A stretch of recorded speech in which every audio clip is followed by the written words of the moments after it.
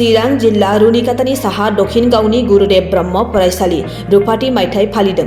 ओनसोलनि फरायसाफोरनो गोग्गो गुन गोनां सोलोंथाइ आरो ब्रह्म धोरोमनि गियान होनायनि थांखिजों ओनसोलनि मेलेमजिबिफोरा 1997 मायथाइयाव चिरां जिल्ला रुनिकातानि साहा दक्षिण गाव गायसननाय गुरुदेव ब्रह्म फरायसालिया 25 बोसोराव आगान होनायजों लोब्बा लाखिनानै साननैनि मेहेरगोनां हाबाफारिजों रुपाथि मायथाइ फालियो। बे रुपाथि मायथाइ फालिथाय हाबाफारिनि दिनै जोबथा साननि गेवलां मेलाव गाहाय आलासि महरै सेटलि चिरां ब्लक सोलोंथाइ मावख'नि मावख'गिरि पबित्र हाज'वारि, फरायसालिनि आगुनि मावथिफोर, फरायसाफोरनि बिमा-बिफाजों लोगोसे ओनसोलनि मेलेमजिबि रायजो राजाफोरबो बाहागो लादोंमोन। दा नैबे 25 बोसोर अर्थात 25 इयार्सआव जोंहा माखासे जारिमिन खौ जों एसे बुंथिग्रोनांगोन। बुंथिग्रोनाया बेनो जे बे जोंनि उत्तर ओनसोलाव खुनु बेबायदि मोनसे बड' मिडियाम गैयामोन प्राइभेट।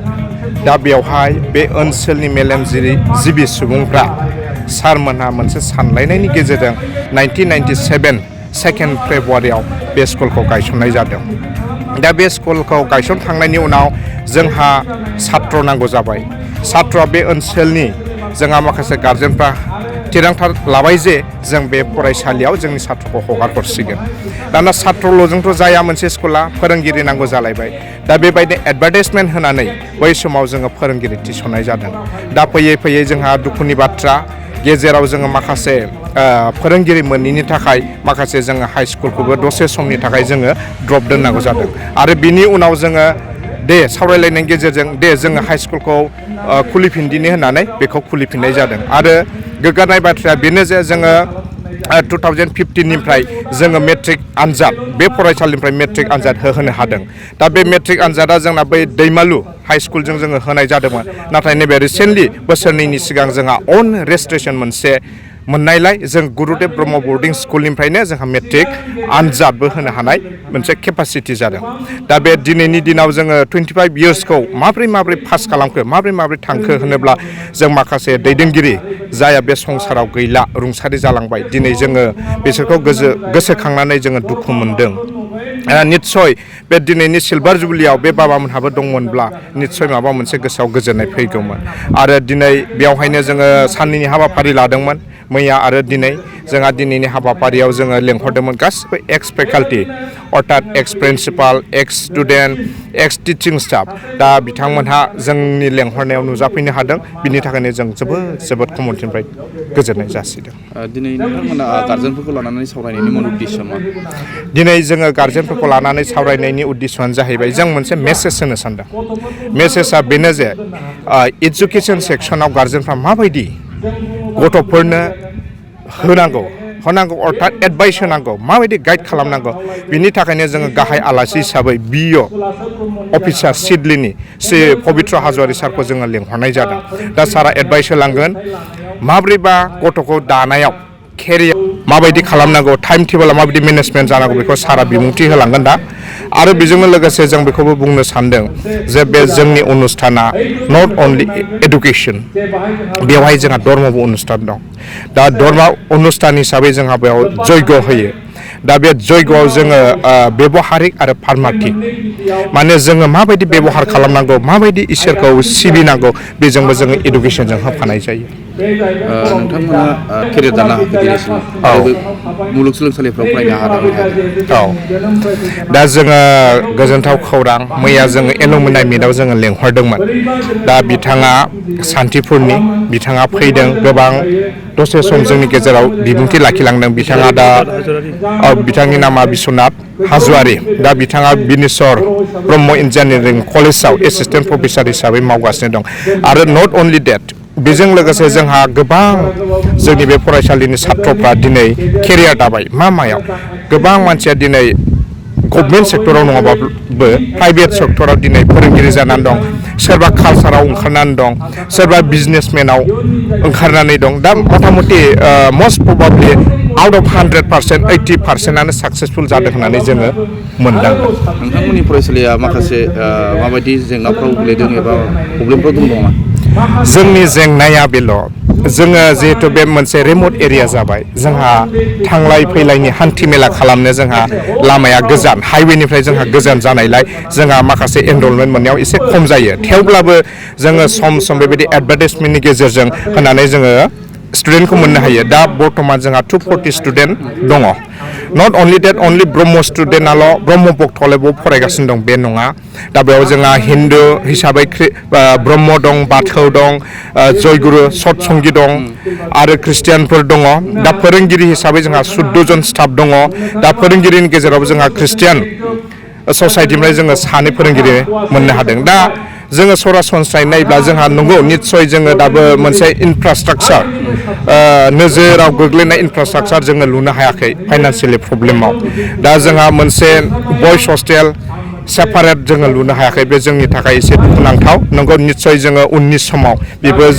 नाजानायनि गेजेरजों जाफुंजोबगोन होननानै जों मिजिंथियो जोङो सेकेन्ड डिभिजनावनो जोबथा मोनसे लिमिटेसनाव फैगोन होननानै जों आसा खालामदों आरो बिनि सिगां जोङो 100% जों पास आउट खालामहोनो हादों जेन'बा हमनानै ला जोङो 16 जनाव जोङो 16 जन हादों 16 जनाव जोंहा 8 जना फार्स्ट डिभिजन 8 जना जोंना सेकेन्ड डिभिजन थार्ड डिभिजन होननाय गिबियावनो खुलुमनाय जासिग्रोबाय आङो सिभिल ब्रकनिफ्राय फैदों शिकाग' खन्दनिफ्राय आङो बेयाव फैनानै सोमोनां फैदों जे एथ' बिथुरिया ओनसोलावबो जे बेबायदि इडुकेसन सिस्टेम जानानै दङ मानो होनना बुङोबा जों बाहेरानिफ्राय नुयोबा बे जंगलाव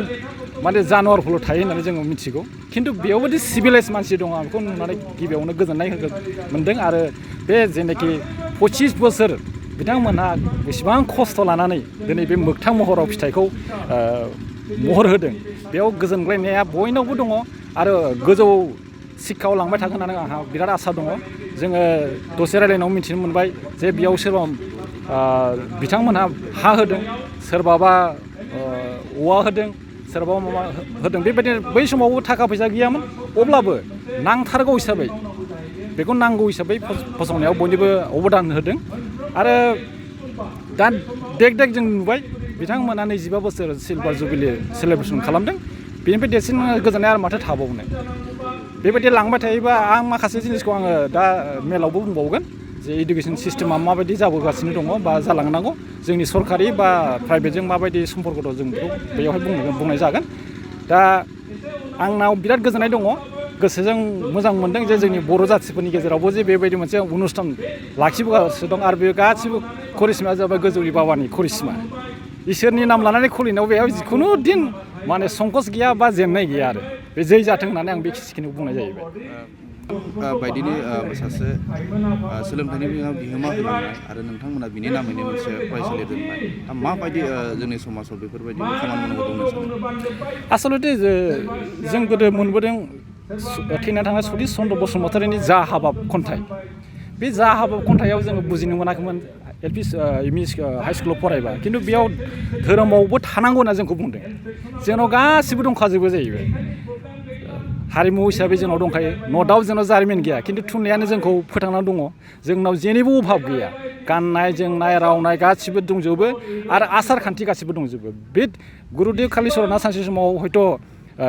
समाजनि माबाखौ बबेजोंबा थांनायखौ नुनानै मोजां फोसाबनो थाखाय हयथ'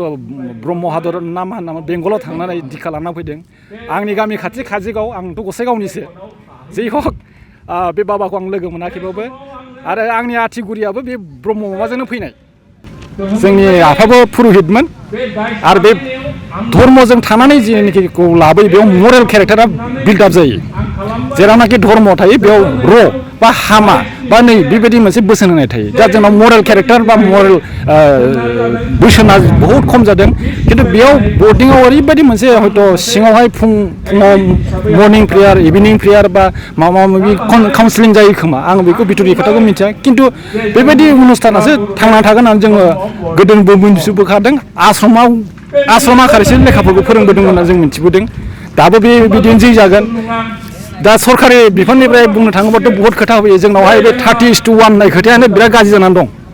जेरैखौ जोङो बे बर' मिडियाम बा जोंनि प्राइभेट स्कुलाव जों नुनो मोना 30:1 होननाय खोथाया मा गासैबो लानानै सासेल' जुदि टिचार बा बे सासे टिचारा मोनबा क्लासखौ बोरै खालामनो हानो खिन्थु बेबायदि सिस्टेमखौ जुदि दिनै प्राइभेट स्कुलाव खालामनांगौ बिसोरबो धंस' जागोन आरो दा 2020 एनइपि सिस्टेमाव सरकारा जेरै बानायदों टिचार सर्टेज जाहाथे जाया टिचारानो मेइन समाजनि बहुद खामानिखौ टिचारानो मावो आरो बेनाव बिबान दङ गतिके जोङो शिक्षा गुरुखौ मोनसे समाव मान होनो बावदों बे मान होनो बावनायाव हयथ' बिसोरबो बावनानै गावसिनि मान सन्मानखौनो खोमाना लादों खिन्थु दा समाजा ओरैबायदि नांगौ होनना हांख्रायबाय दा जोङो टिचारफोरखौ थिग खालामना लाबोनांगौ मोनसे महराव लाबोफिनो आंबो मबिलाइजेसन बा एवारनेस प्रग्राम खालामदों दिल्लीयाव जोंखौ बिटिआर गभर्नमेन्टआबो थिनहरदों बेखौ लानानै जोङो बेयाव खालामफैदों आरो दिनै आं बेयाव फैनानै अंशग्रहण खालामनायाव खुब गोजोननाय मोनदों गिबियावनो खुलुमनाय होबाय दा एसएमसि आफादगिरि जानाया आं 3 बोसोराव हाबबाय दा गिबियाव जेरैबायदि सालायबोदोंमोन माने जोङो थागथुग माने एसेबो माने खम गथ'फोर फैनाय हिसाबै जोङो डेभेलप खालामनो हानाय गोजामोन खिन्थु जों दा नै जोंनि बे 3 बोसोर सालायनायाव एसेब्लाबो जोङो माने माखासे देग्लाय बिल्डिं फसंनो हादों ओमफ्राय एसे माखासे मावनो हानाय बायदि मोनदों आरो दा खोब फायगौ मोजां मोनदों आं जोंनि आमोलाव जों बे सेबा जुबलि खुंनो मोननायखाय गोजोननाय मोनदों आरो माबाफोर थांखि लानाय जादों नामा नोंथाङा आदसा थांखिया बेनो जाहैबाय जोंनिया गोदो गोदाय खुलिजेननायनि आसल थांखिया जाहैबाय जोंनि बे ओनसोलाव जोंनि बर' जाथिनि गेजेराव मोनसे माने उन्नति माने बिदा फंबाय बिमा बिफाफोरखौ खुलुमनाय आरो सनमान होनाय बिनि जोंनि ओनसोलाव गथ'फोरखौ बोरैबा बेबहारिक फार्माटिक बेफोरखौ जोङो बोरैबा होलांनो हागोन उन्दैनिफ्रायनो माने चिपरं सामिनिफ्राय कालेजफोरखौ लाबोनानै सयखान बिजाब होफैदों बे बिजाबाव लिरनाय दङ माने गथ' उन्दैनिफ्रायनो गथ'फोरखौ शिक्षा होनायजों लोगोसे बेबहारिक फार्माटिक इसोर खुलुमनायखौबो होनांगौ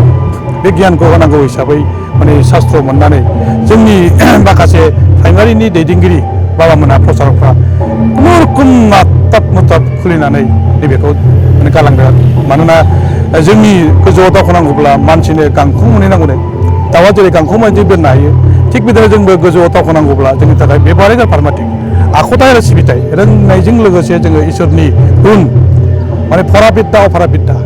माने बिद्दाया मोननैनो मोनसेल' बिद्दाजों जोङो गोजौआव दावखोनो हाया ओंखायनो मोननैबो बिद्दाखौ फरा बिद्दा अफरा बिद्दा बे बिद्दा मोननैखौ फोरोंनानै जाहाथे जोंनि ओनसोलाव जौगालांनो हायो आरो इयुनाव जोंनि गथ' गथायफ्रा माने गोजोनै थांना थानो हायो आरो उन्नति जानो हायो जों बेखौ मिजिंथिदों दा नाथाय जोङो बेबायदि साननानै खुलिदोंब्लाबो जों जेरैबायदि गथ'फोरखौ फोरोंनांगौ जोंहा माने फोरोंनांगौ जोङो जेरैबायदि हानांगौ जों बेखौ हाजोबाखै बिनि थाखाय जों दासिमबो दुखित माने आफादनि जानानै आं बेखौ दा फरायनायाव बिदिनो जोंहा माखासे एसएमसिनि बाबामोन दंफैयो लोगोफोरा दा एसे लेखा गोरों गोरों मोनबाय आंनि आमोलाव आङो ओरैबायदि भाग्य माने गोरों गोरों दैदेनगिरि लेखा गोरों मोनदों बेनिखायनो आं बे सा दैदेननायखौ माने हानाय बायदि मोनदों आरो जोंहा जोंनि नोब्रैयाव फरायनानै देरलांनाय माने दा बेनो वार्डेन जानानै दंगासिनो दं माने बे सेक्रेटारि जानानै दं बे एसे लेखा गोरोंफोरखौ लोगो मोननाय हिसाबै एसे मोजाङै दैदेननो हादों आं बेखौ मिजिंथियो आरो